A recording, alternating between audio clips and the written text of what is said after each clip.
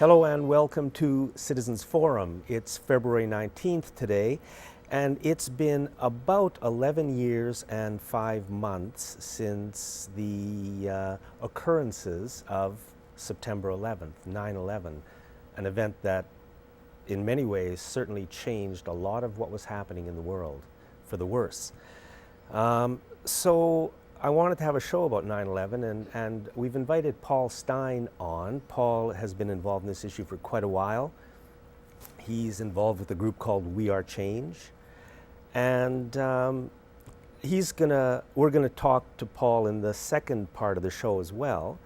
And in this first segment, the usual Walter and Jack show, we're just going to talk for the first half of it about 9/11. So, Walter, think back or take a couple of minutes and just, what do you think?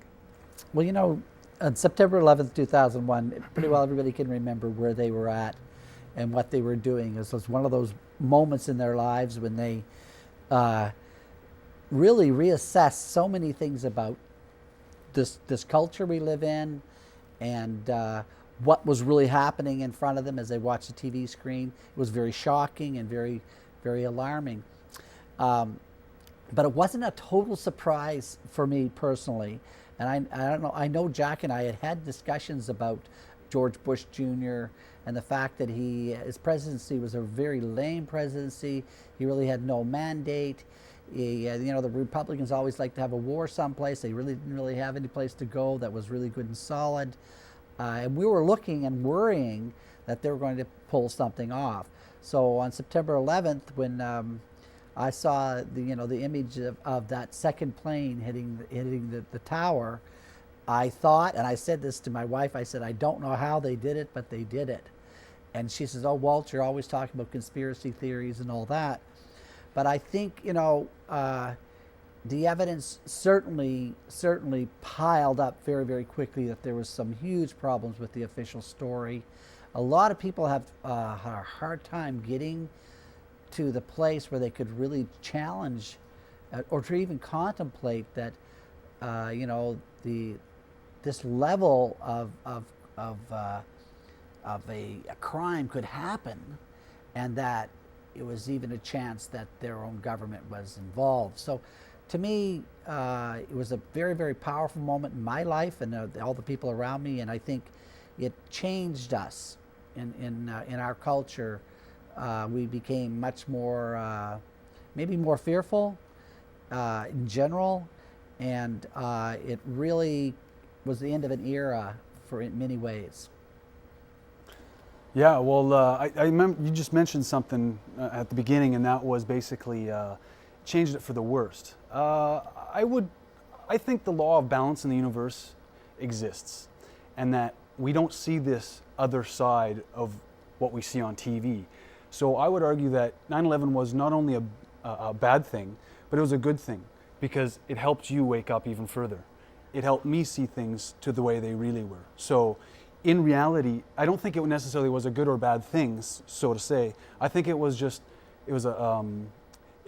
an event that happened, and it's changed, as you said, Walt, many people's lives. It was a shock and awe moment. It was terrifying. I'll tell you quickly where I was. I was a young bachelor with a bunch of guys living in a house, and I heard the bang, bang, bang, bang, and get up here, quick, get up here. So I ran upstairs, hair's a mess, scruffy, and I see what everybody else sees, and I see these two.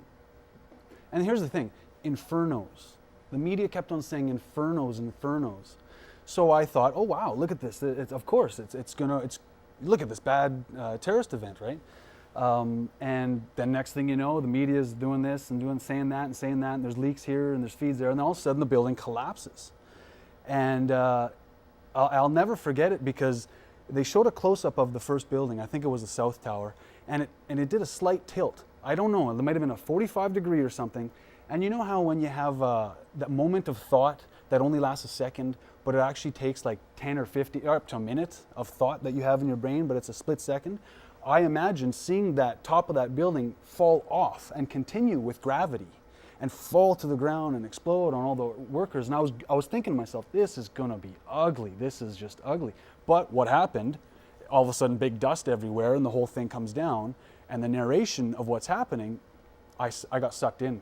So Walt, you're much more advanced than I am. I totally didn't see it coming. I fell for it. I went to work that same day, went in the locker room, in the water cooler. We were talking about those bad, evil Arab terrorists and those Osama bin Ladens that want to get our freedoms. And so I have to say, I was like the majority of people that believed the media, believed the politicians, and just kind of carried on with my day and said, oh, well, crazy, eh? It's crazy stuff. Crazy stuff happens. What do you know, right? So that's kind of where I was. But it took me about 4 or 5 years through numerous people talking to me, a couple of videos, Loose Change, 9/11 Mysteries. You can see them online. Really woke me up. And from that point on, it was just it was a growth. So I don't like to say it, but it was actually a benefit because it's really helped me find who I am. And I truly believe that power resides in each and each and every one of us. And once you find that power, then you can actually harness positive. So up until that time, I had no clue who I was. So I think there's benefits that you can look at it. So I don't like to focus on the negative. And at We Are Change Victoria, we talk about solutions. We talk about how you can turn the angle and find a way out, turn the angle, help people out, rather than constantly talk about all the bad stuff. Because there's a lot, as you said, there's a lot of bad stuff that's out there. So I think it's been a slow progress, and it's almost like I kind of relate it to a detox, because you hit this real low, because you find out all these facts that just don't make sense, and it rocks your foundation of what you think is true. And that is the battle of the inner battle that we all deal with. And some people can't handle that. They take the blue pill, right? They go back to where they want to go, right? Some people who have courage and who work hard, and they battle through it, and it's like that detox. Once you get through that low, or the hardest hard, it's a nice climb up, and it's a sunny side, I think. So. And I was more like Paul when it happened. I was in a restaurant having coffee, and I just heard the story from the waitress and couldn't believe it, and you sort of followed it through the day. I didn't see anything on TV because I was at work. But then saw a bit at night, and I completely believed the story. And I remember, as I realized that the American government, not the American people, but the American government was beginning this march to war because of 9/11. I remember thinking, this is really like a watershed moment in the history of America. This is the point where they can say, yeah, we understand that we were attacked because we've done a lot of bad things. That's sort of what I thought, and we can understand it. But instead, there was just this, just this push to war. And then, months after the event, I began to realize that the official story had some big holes in it. And then I began to realize the whole thing was a pack of lies. And you just have to see the simple facts, that there was no evidence of an airplane at the Pentagon. And why did the U.S. Air Force sit on the ground? And how did Condoleezza Rice, who was the National Security Advisor, she testified before Congress. Who could have imagined that we would be attacked by flying planes into buildings? She said that, she testified that. And then it was found out later that she'd been given a memo not long before the attack saying, there's a real threat of people flying airplanes into buildings. So everything was manipulated and twisted, and that's why it's so important to me, because if we allow this lie to continue, then there's no hope that we're going to move forward in any of the so many ways we've got to move forward in. I mean, the official story is impossible. At the very least, we need an investigation in Canada. Is the time up for this segment? Yeah, okay. Paul, thank you very much. We're going to go back to the Walt and Jack portion of the show, and I'll be talking to Paul more about 9/11 in the second part of the show. Thanks very much. Welcome to Citizens Forum Part 2, the Walt and Jack Show, being filmed in the beautiful Shaw Community Television studio in the Memorial Arena. We're going to talk about a few different things. I'm going to start with this story, which was in the Times columnist a couple of days ago. This is being filmed on February 19th. It's talking about affordable child care. And I just think it shows, this one story shows so much that is wrong with everything in our political system right now. Because what we have is a story in the Times-Colonist, one of the major media outlets in this city, involving comments by the Liberals and comments by the NDP, all of which are not really true. And I think that's really not good when we find the government, the opposition, and the media all kind of giving us an incorrect picture of what's going on.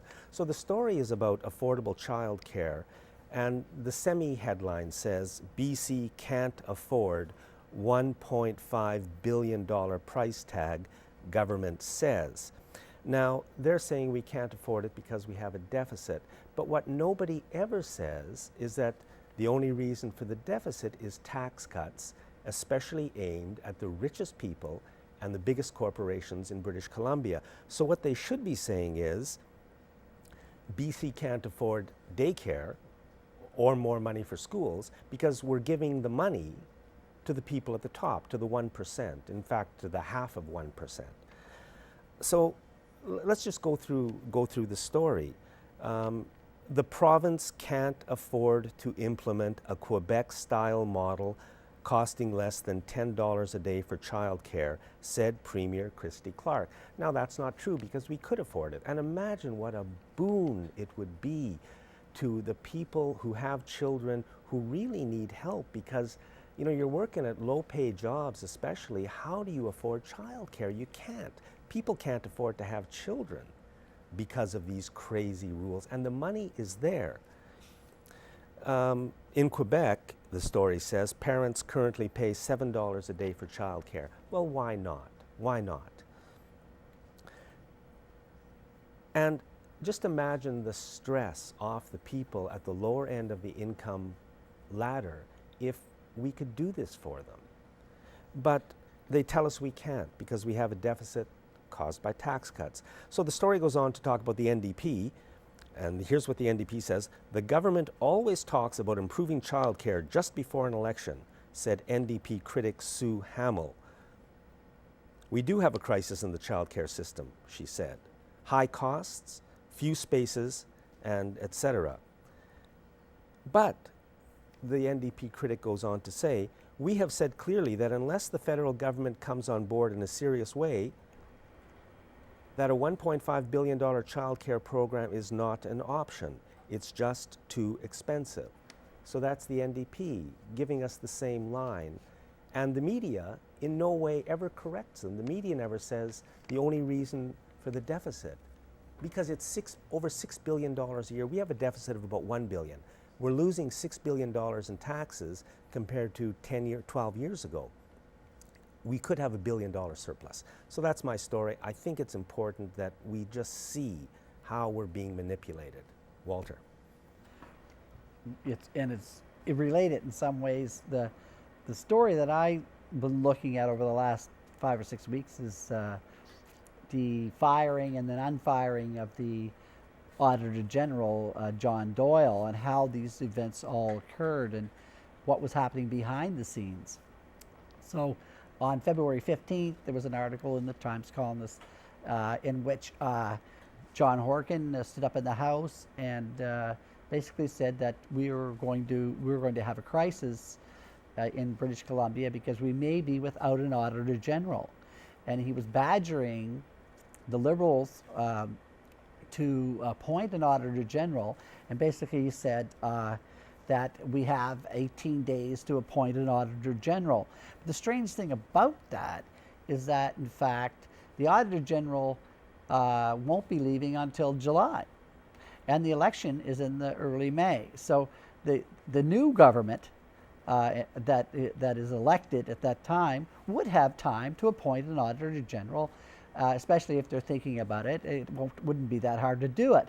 So the question is this, is why is John Horgan badgering the Liberals to appoint the Auditor General? By the way, the Auditor General is the guy that could make their life very, very miserable for the next 4 years or 8 years. So why is he so insistent on having the Liberals appoint the Auditor General when, if the NDP does form the next government in May, they could take their time and appoint an auditor general perhaps more to their liking. It's a very strange turn of events, and one has to wonder, well, what is going on here? Why does he want the Liberals to do this job? And what it appears to me is that the NDP and the Liberals have made a deal. Basically, they've said, okay, Liberals, you can do the dirty work for us. Appoint an auditor general and take care of that before we get elected, so we don't have to deal with it. And also, we just might let a few scandals slide on the Liberal side of things, particularly the BC Rail scandal and the Bazzi-Verk inquiry and all that. The behavior of John Horgan belies an ideology and a strategy that the NDP, I think, are employing.